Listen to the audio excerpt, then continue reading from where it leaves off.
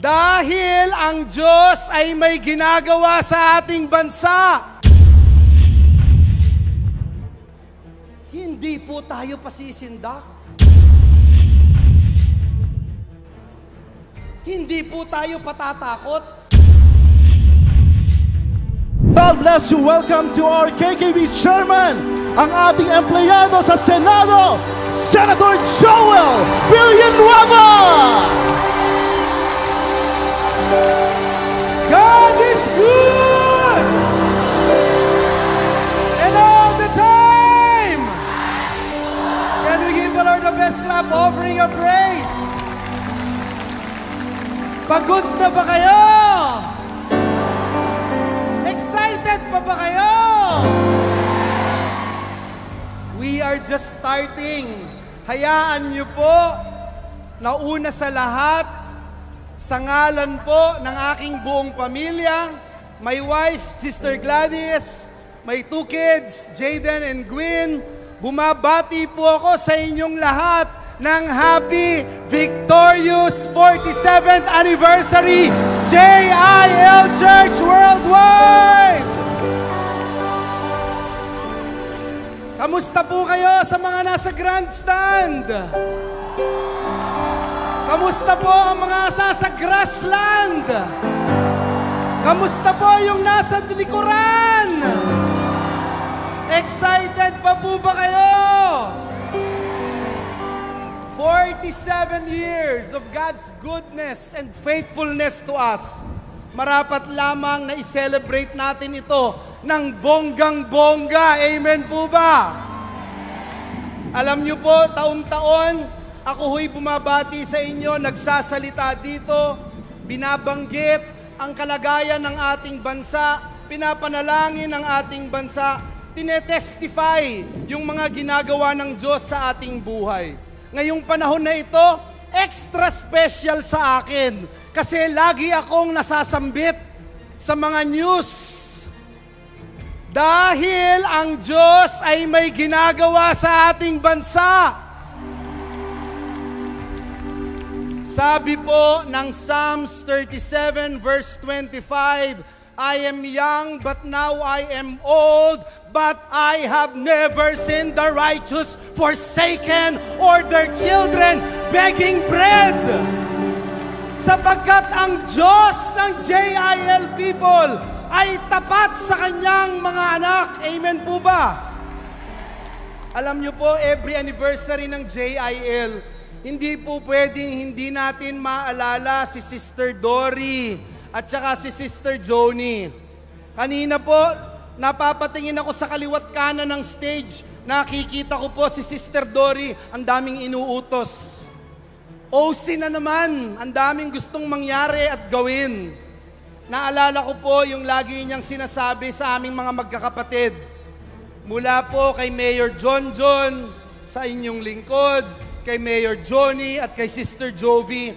Lagi niya pong kinikintil sa aming isip at puso, lalo na pag-aakyat kami ng hagdan ng maliit naming bahay. Yung pong Joshua 24:15. Ang sabi po doon, but as for me and my house, we will serve the Lord.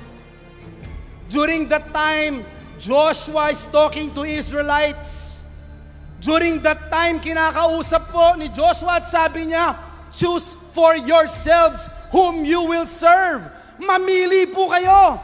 Sino ang inyong gustong paglingkuran? Sino? Ang inyong nanay at tatay? Ang inyong amo, ang boss sa inyong trabaho? Ang mga kaibigan nyo? Ang mga nakapaligid na tao sa inyo? Choose for yourselves whom you will serve. Pero sabi po ni Joshua, at turo lagi ni Sister Dory sa amin, but as for me and my house, we will serve the Lord. Amen po ba? Yan po ang purpose natin. Kaya po, mga JIL people, sa Luzon, Visayas, Mindanao, sa 4 na sulok ng daigdig, hayaan niyo pong i-share ko ang maikling testimonya ng aking buhay sa public service by sharing this video.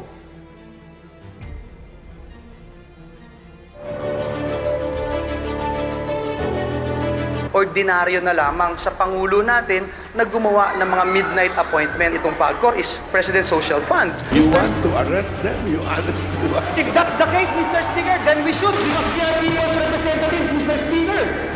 This is the house of the people. How can we say this is the house of the people if we cannot even do our job? Gusto po, Mr. Speaker, ng taong bumoto. Gusto ng mga kabataan, maging ang mga kabataan na naririto sa gallery mula sa PUP at RTU na for the first time ma-exercise nila ang right to suffrage, gusto po nilang bumoto, Mr. Speaker. Let us be very clear as to whether or not what we are doing here in this August chamber will benefit each and every one of us, or just one person, or two persons, or a group of people, or if it will benefit the Filipino people. Nitong 2010, ay na-appoint naman siya ni President Noy para pamunuan ang Technical Education and Skills Development Authority o TESDA.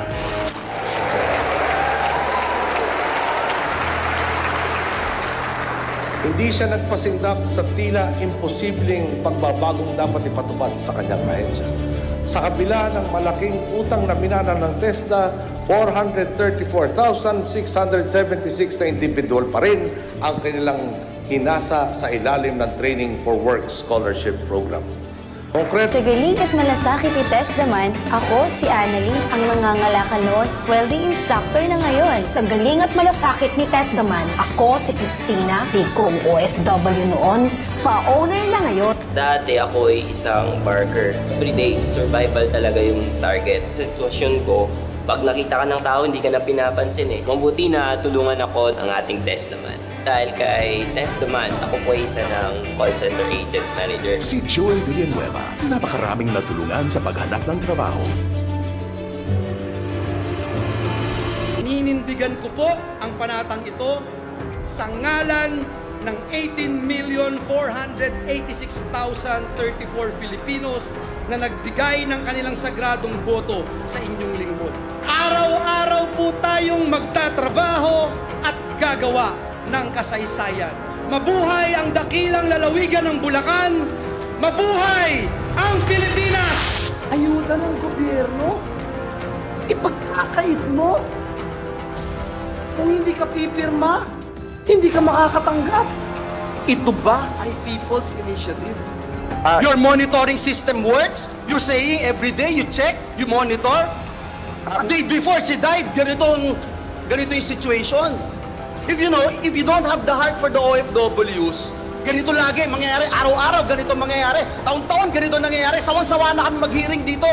Sa hearing na may mga illegal workers na naririto sa bansa, at muli, nakaka-disappoint talaga na yung CESA, binanggit nung nag-arrest doon sa mga Chinese na inarrest, o yung 1,000 plus na inarrest, CESA ang nagbigay ng working visa. High school student, sa Isabong, nakita natin doon sa Senado, sa hearing, 500,000 yung utang. Yung pulis na nang-hold up ng LBC doon sa San Miguel, Bulacan. Yung pulis na nang-hold up sa Quezon, sa isang Shell. Yung government officials, nakipag-usapan na ba kung how many government officials are involved in this online gambling?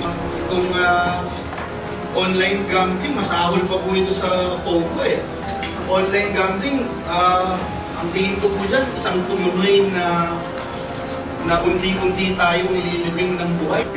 Bilyong salapi na nasayang ng Department of Health dahil po sa sangkaterbang expired na katenga at mabagal na pagbabahagi ng healthcare products ng ating pamahalaan. Nais natin iparating ang mensahe natin sa kanila. Atin ang buong Kalayaan Island Group. Mabuhay ang West Philippine Sea! Di po ito unang beses. Kayo yung nagsabi, dilubyo na ito, paulit-ulit na lang. Hindi na sila umaasa na may gagawin pa gobyerno. Wala na maniniwala sa atin na totoong gagawa na tayong solusyon. Eh, ilang dekada na nila naririnig to eh. It's the same thing over and over and it's just worse.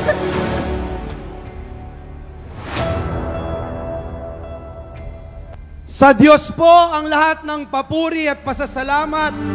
Sabi po ng Psalms 100 verse 5, "For the Lord is good and His love endures forever." At sabi po doon, His faithfulness continues through all generations. JIL people, napakasarap na namnamin at tunay na yakapin ang pagiging tapat ng Diyos sa bawat isa sa atin. Ano man yung ating nararanasan sa buhay, hindi niya tayo iiwan, hindi niya tayo pababayaan. Amen po ba? Nung nasa Kongreso po tayo representing si BAC Party List, I remember those days na ipinakita ng video. Yung charter change, gusto ng term extension, gusto wala ng eleksyon para mahaba ang termino ng mga politiko, hindi po tayo pumayag. Pagkatapos, noong time po na yon, naglabas tayo ng maraming resolusyon, kasama na yung pag-imbestiga doon sa AFP controller na nangyayaring mga pabaon sa mga uniformed personnel ng ating bansa. Yung pong DepEd nagkaroon ng multimillion book contract. In-expose din po natin ito sa Kongreso. Impeachment, napakadami naming naranasang impeachment kasama ang aming minority leader ngayon, Senator Alan Cayetano. Ombudsman, pinakamataas na posisyon ng pamahalaan, hindi tayo nag-atubili, in-impeach po natin sila. Pagdating sa PAGCOR, pagdating sa gambling, noong una pa man, sinasabi na natin, may problema ang charter na yan. Kung nakinig po sila sa atin, hindi na dumating itong mga pogo, online gambling, etc. Pero ang importante, narinig po ang boses at tinig ng mga lingkod ng Diyos sa Kongreso. Doon po sa Freedom of Information Act, imagine niyo po, mantakin niyo po, banging of gavel na lang ang kailangan. Batas na ang Freedom of Information Bill. Ano po ba itong Freedom of Information Bill? Ito po ay nagbibigay ng karapatan sa bawat isa sa atin na magkaroon ng access sa mga government information, sa mga kontrata ng gobyerno. Aba, kung napasa po ito, wala tayong problema sa flood control. Bakit? Alam natin kung anong ginagawa ng DPWH. Alam natin ang ginagawa ng iba't ibang departamento ng ating pamahalaan. Imaginin po ninyo nung time na yon sa Kongreso, 7 congressman pinalabas para lang sabihing walang quorum. Kahit na may quorum, hindi po naipasa itong FOI bill. Nag-move po ang inyong kapatid sa Panginoon, si Joel Villanueva, na arestuhin ang mga kongresistang lumalabas sa Kamara de Representantes. Ngunit ito po'y bumagsak sa binging pandinig ng ating mga kasamahan noon. Alam niyo po ngayon, 132 countries of the world meron ng Freedom of Information Bill, Freedom of Information Law. Tayo na lang po ang wala at 25 taon na natin itong ipinaglalaban. Ngunit sabi ng Joshua chapter 1 verse 9 letter B, we continue to be strong and of a good courage. Do not be afraid. Do not be discouraged, for the Lord your God will be with you wherever you go. Sabihin mo nga sa nasa kanan mo, the Lord your God will be with you. Sabihin mo sa nasa kaliwa mo, wherever you go. Palakpakan nga po natin ang Panginoon.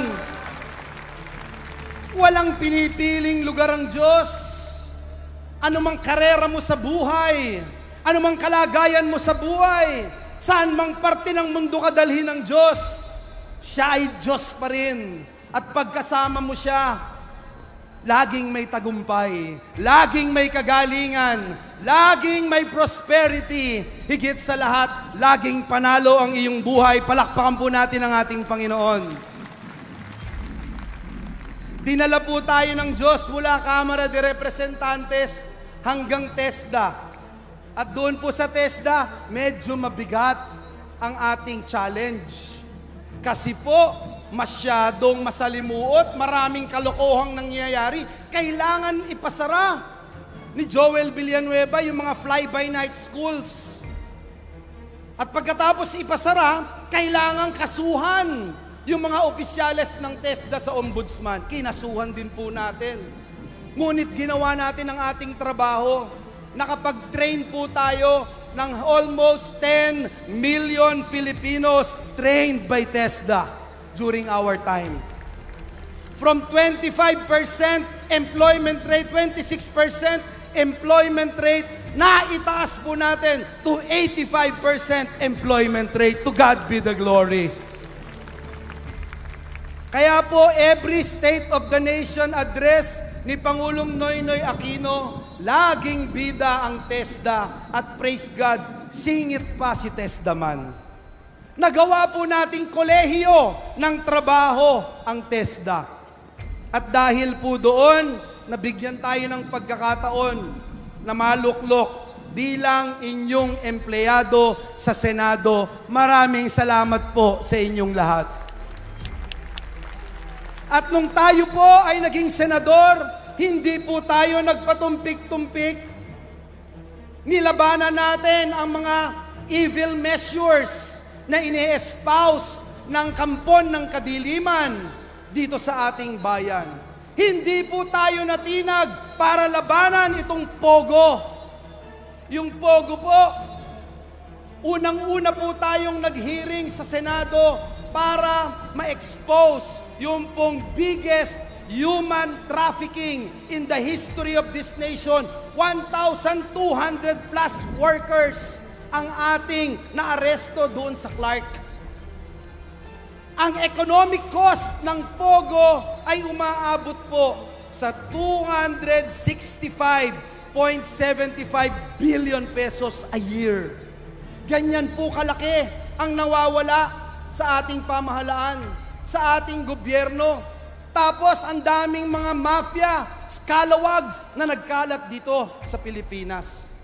At during that time, I remember, tinatanong natin, kaya bang sukatin ang damage o ang cost na nagagawa ng pogo? Hindi po. Unquantifiable. Unquantifiable. Kaya po, kami doon sa Senado, nagsulong ng Anti-Pogo Act of 2024. Kasama po ang ating Senator Alan Peter Cayetano. Nilabanan din po natin. Hindi lang ang pogo, napasara na yung pogo, wala ng pogo, bawal na ang pogo sa Pilipinas, tapos meron pang isabong. Nilabanan din po natin yung isabong. Ang sabi po ng Philippine Star, 3 billion pesos per day ang gross earnings o income ng isabong. 3 billion pesos a day. Imagine po, November 2021 to April 2022, ito yung na-record, 3 billion pesos a day. Ano naman po ang nangyari dito? Ang mga Pilipino nalulon sa isabong. Meron pong high school doon sa Davao City, ang nangyari po, nagkautang siya, $250,000. Hindi niya alam. Ang mga bata, ninanakawan niya yung kanilang mga magulang. Hindi nila alam dahil sa isabong nakakataya din sila. May isang pulis nang hold up ng isang gas station.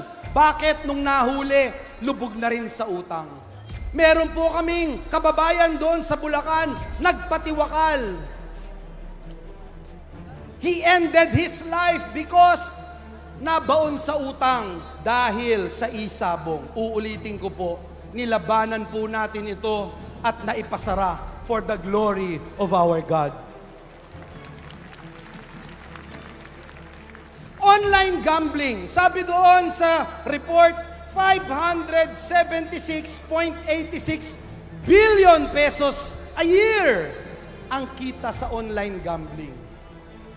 66% of Filipinos aged 18 to 40 are involved in online gambling. Sinisira ang moral fibers of our society. Nilabanan din po ito ng inyong empleyado sa Senado.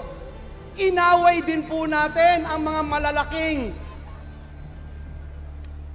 casino lords o online gambling lords. Galit na naman po sa atin, siyempre. Nag-file din po tayo ng Anti-Online Gambling Act. Kasama uli si Senator Cayetano. Siyempre, madami na namang nagalit. Dumating po yung 2024, may naghain ng peke na People's Initiative. Ginagamit ang government resources para linlangin, para lokohin ang taong bayan, para palitan ang konstitusyon, para wala na namang eleksyon, para humaba ang termino ng mga politiko, gamit ang ating pambansang resources. Tinayuan po ulit ng inyong kapatid sa Panginoon ang laban na ito. Marami bang nagalit? Siyempre, napakadaming nagalit. Ngunit tayo po bilang mga JIL people, alam natin kung sino lamang ang ating audience sa mundong ito. Sa'yo na ang mundo, akin si Kristo, masaya kami. Amen? Sabi po ng Daniel chapter 11 verse 32, letter B, those who know their God, sino man na nakakakilala sa kanilang Diyos, those who know their God shall be strong and carry out great exploits. Hindi po tayo pwedeng matinag. Hindi po tayo pwede na i-blackmail. Hindi po tayo po pwede na dahil lang sa social media, titigil na po tayo. Titigilan na natin yung ating role of building this nation, of transforming this nation for the glory of our God. No way! No way! Tinayuan din po natin sa Senado yung nangyari sa Department of Health. Yung Department of Health, mantakin po ninyo, 11.2 billion pesos na sayang na mga gamot, medical supplies. 11.2 billion pesos. Sinayang lang. Kahapon, narinig natin, there are 297 ghost super health centers. Non-operational. Ano ba yan? Anong tingin nyo sa amin? Wala na bang karapatan ang mga anak ng Diyos na magkaroon ng righteous indignation? Hindi po tayo pasisindak. Hindi po tayo patatakot. Nung dumating yung flood control, binabanggit nga ni Senator Alan, bago pa siya umalis sa Senado, bago maging DFA Secretary, puro speech na si Joel Villanueva. 2023, panay speech na ni Joel Villanueva sa flood control. Sino ba ang unang nag-expose ng flood control? Sino ba ang unang nagsabi that there is 1.44 billion pesos a day budget of the government sa flood control? Tapos ngayon, kasali ka daw? Eh di wow!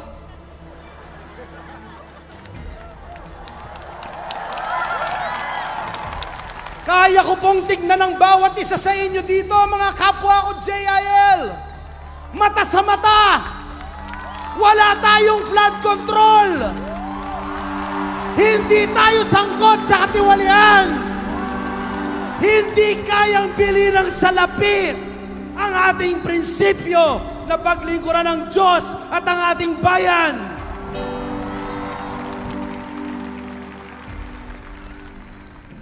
May resibo po tayo dyan. May resibo po tayo. Ngunit gusto kong sabihin dito sa kalagitnaan ng Luneta Grandstand,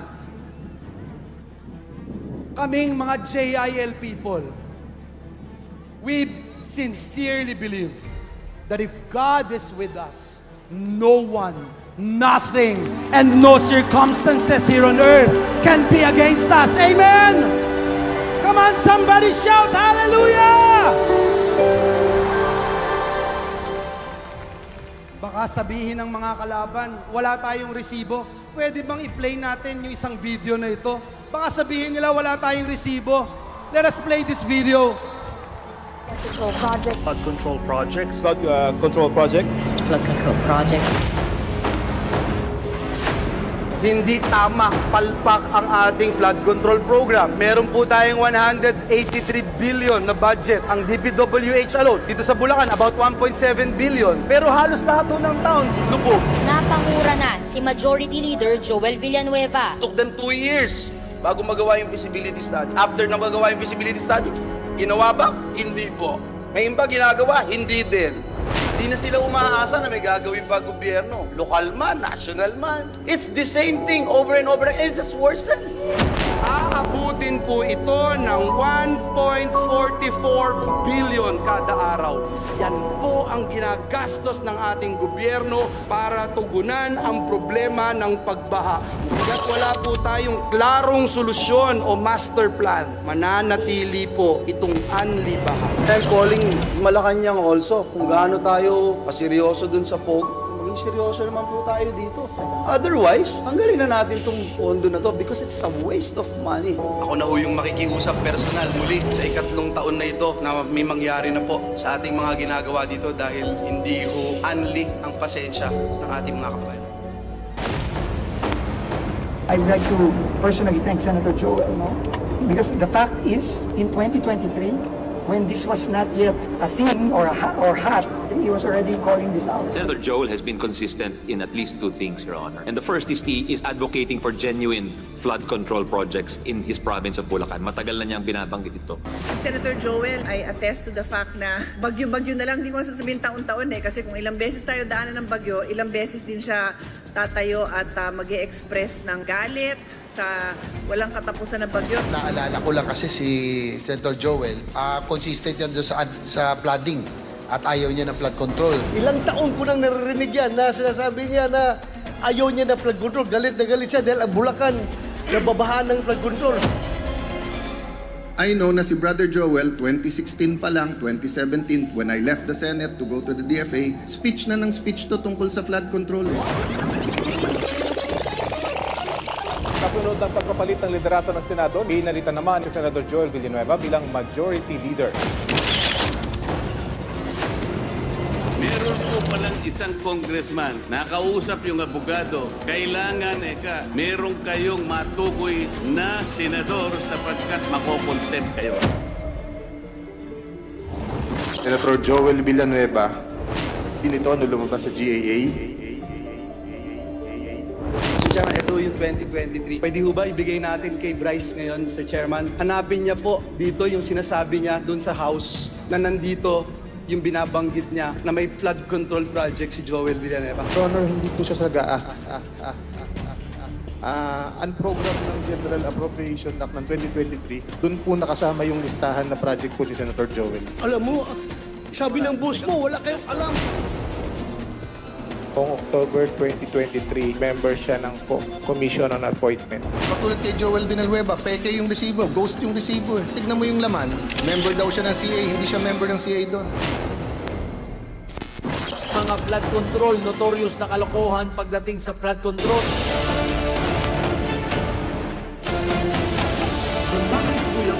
Bakit si Joel Villanueva? Bakit nga ba? Tanong ko po, mga kapwa ko JIL people, meron po bang nasaktan sa mga ginawa natin?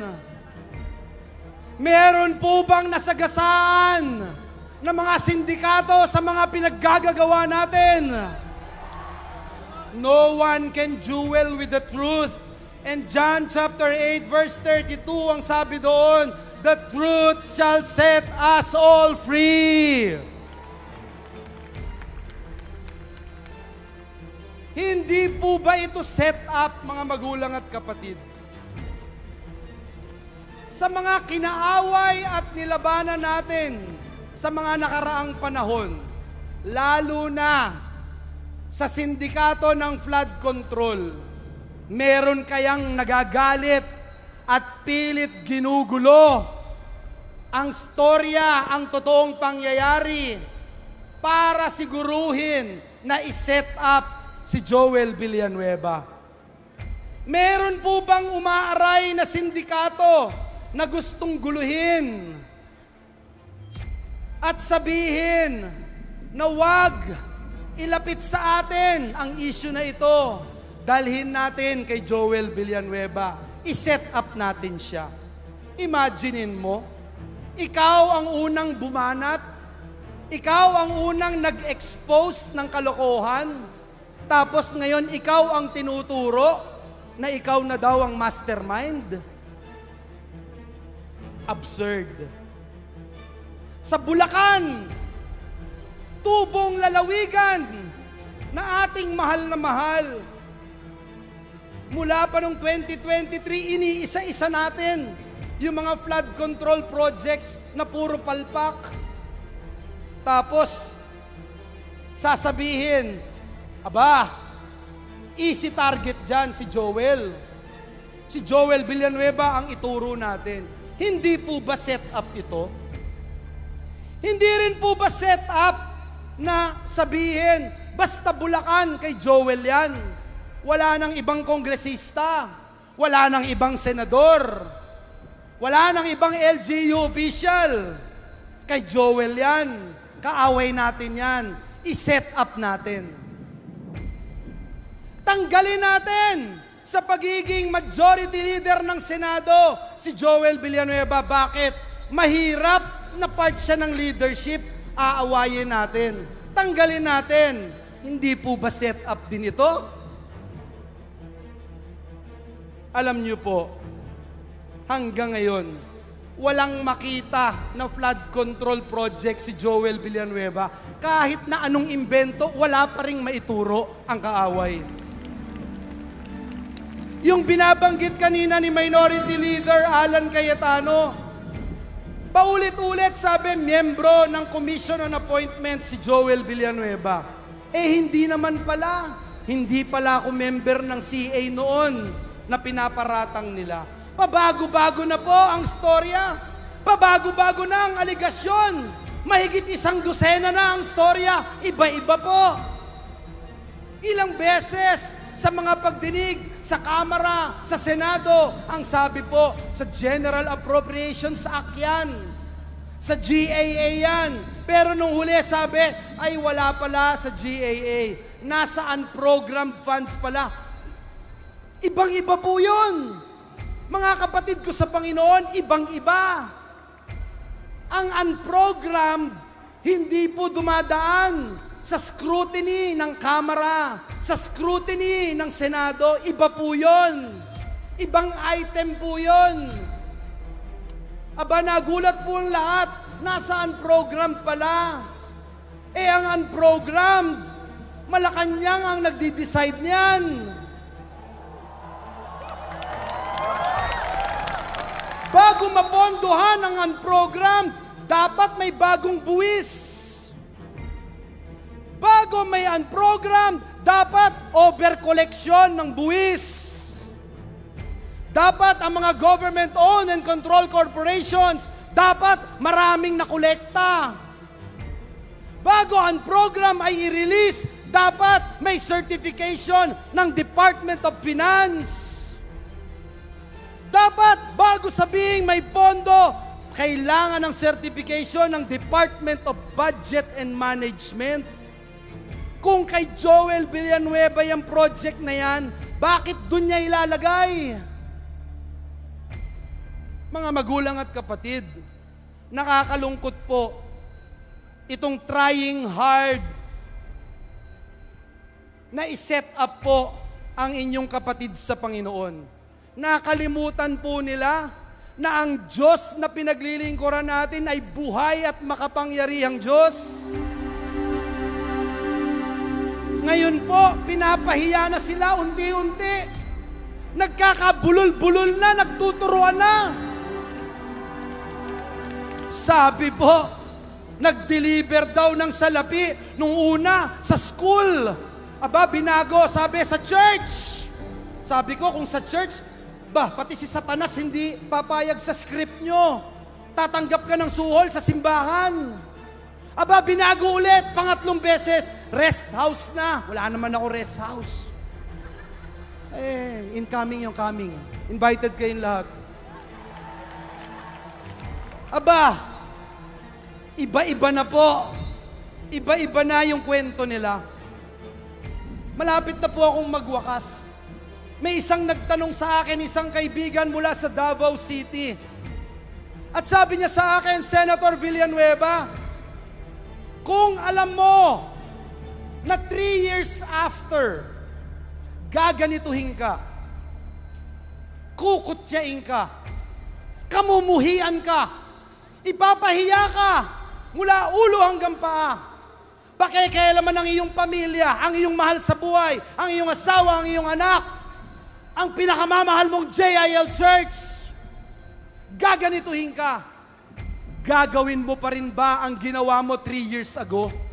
Agad-agad po sinabi ko, of course, yes. The answer is yes.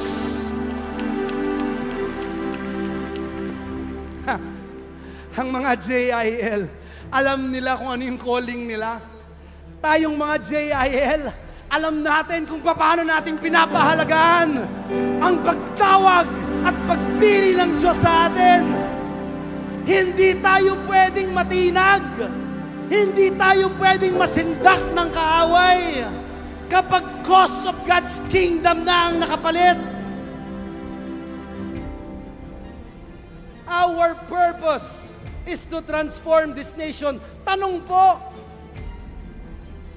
tunay bang magbabago, matatransform ang bansang Pilipinas kung nakaupo lang po tayo? Kung binabato lang tayo ng papel, pinipitik-pitik lang tayo, matatransform ba ang Pilipinas? Baka kailangan may death threat ka rin. Baka kailangan ipinapahiya ka rin. May mga nagsasabi ng mga ridiculous manufactured stories para nang sa ganoon mapukaw ang iyong apoy sa iyong puso na tunay na sumunod sa Diyos. Dinggin ang kanyang pagkakatawag sa iyo upang magbago ang minamahal nating bansang Pilipinas.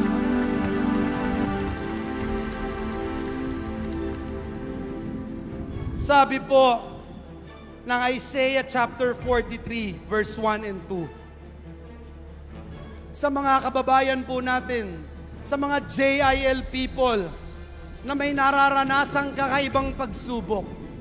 Ang sabi po dito, fear not, for I am with you. I have called you by name. You are mine. And when you pass through the waters, I will be with you. And through the waters, I will be with you. And through the rivers, they shall not overwhelm you. When you walk through the fire, you shall not be burned, and the flame shall not consume you. Amen? Palakpakan nga po natin ang Panginoon. Oh, hallelujah! Laging paalala ni Brother Eddie sa aming magkakapatid, yung Isaiah 54 verse 17. Ang sabi po doon, no weapon formed against you will prosper.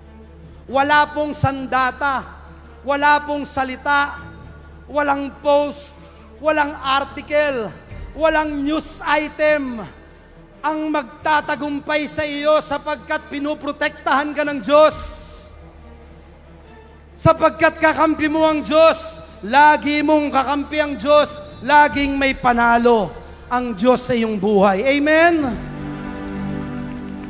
Nais kong magwakas by saying, at naalala ko lang yung sabi ni Senator Cayetano sa akin, sabihin ko daw po sa inyo, para lang akong si FPJ, nagpapabugbog muna. Sa susunod, malapit na, ako na bubugbog sa kanila.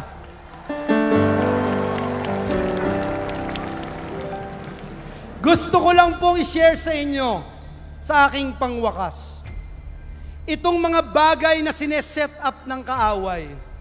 Sabi ng Biblia, God can turn all these things. What the devil meant for evil, God can turn it into a blessing. Mga magulang at kapatid, mas mahalaga pong tanong ngayong gabing ito, hindi po kaya sineset up din tayo ng ating Panginoon for greater glory? Hindi po kaya sineset up tayo ng Diyos gaya ni Joseph?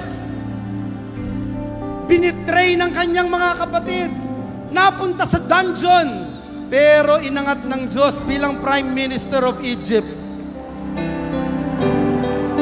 Gaya ni Daniel, sinet up din ng Diyos na manalangin at laging tumingin sa ating Diyos. Mga JIL people, pagka po nadadown kayo, pagka po may kumukutya sa inyo, pagka po nahihirapan din kayo, payo ko pong tumingala kayo sa taas at sabihin yun, thank you Jesus, because you are setting me up for your greater glory. Ganun po ang nangyari kay Daniel nung inilagay siya doon sa lion's den.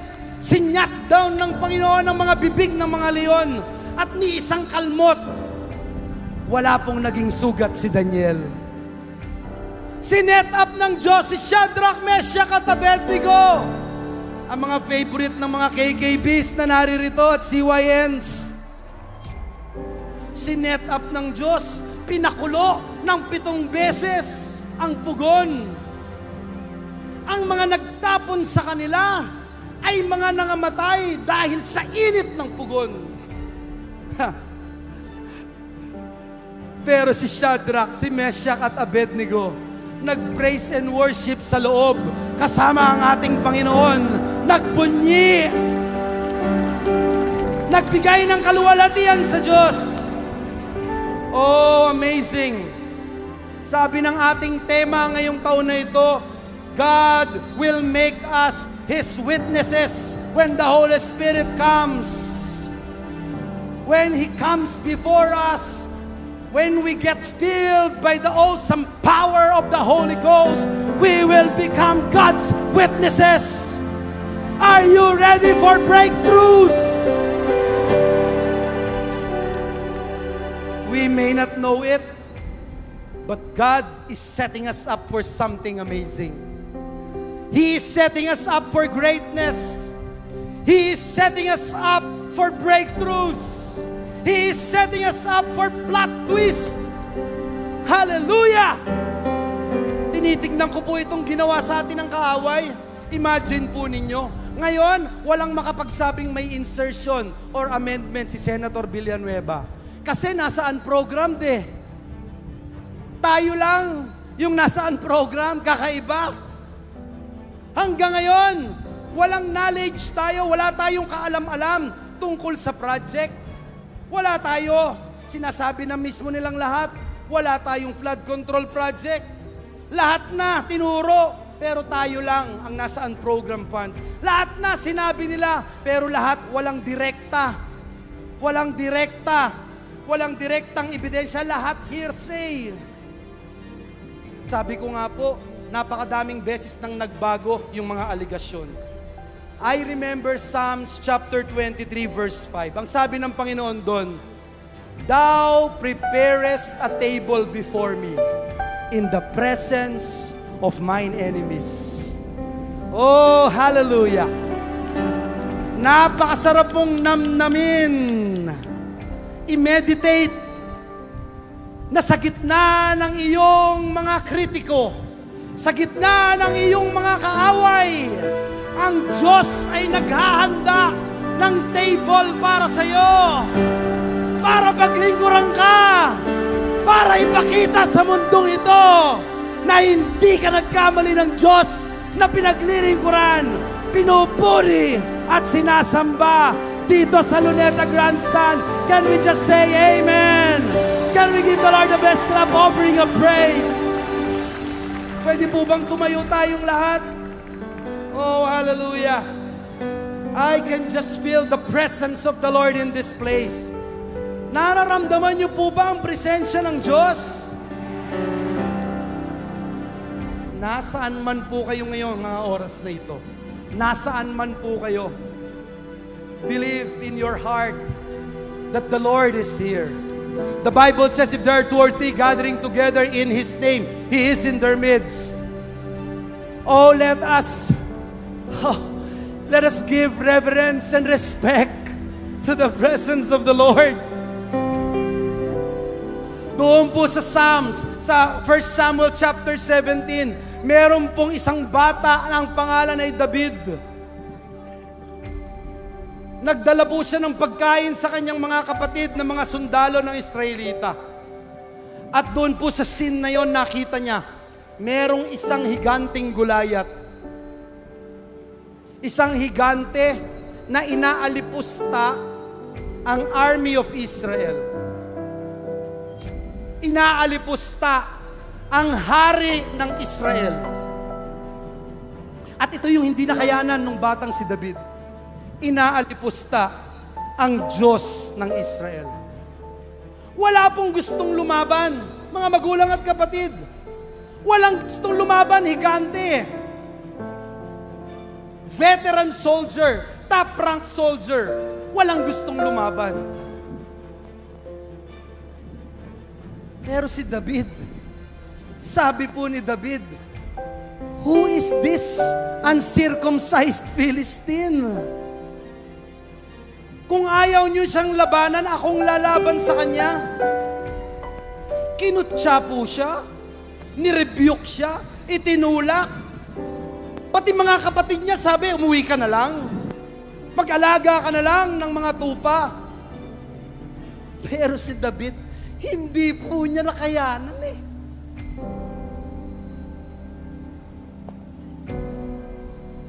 Hindi niya nakayanan. Aalipustahin mo. Hindi ang army of Israel. You're mocking not just the king of Israel, but you are mocking the God of Israel. Hindi niya nakayanan. And so he said, is there not a cause? Is there not a cause? Meron ba tayong ipinaglalaban dito? So to speak. Alam po ba ni David na higante si Goliath? Alam po ba niya na mismatch siya kay Goliath? Alam na alam. Alam ba ni David na it's super dangerous for him because he will be crumpled into pieces? Nitong malaking higante na ito, alam din ni David. Pero alam ni David kung gaano kalaki ang kanyang Diyos. Kung gaano siya sasamahan ng Diyos sa anumang laban sa buhay.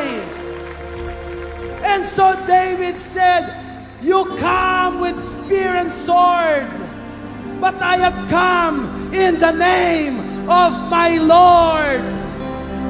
At pinatumba niya si Goliath. Pagtumba ni Goliath, kinuha ni David ang espada at pinugot ang ulo ng higanting ito. The story remains, brothers and sisters in Christ. The story remains real. The story remains anointed. That those people who know their God shall be strong and carry out great exploits. Sa mga taong sinasamahan ng Diyos, alam natin na hindi niya tayo iiwan, hindi niya tayo pababayaan. Can we give the Lord the best clap offering of praise? JIL people, hindi po nagbabago ang calling natin na labanan ng korupsyon. JIL people, hindi nating hahayaan na ilihis tayo ng ingay ng mundo sa ating misyon.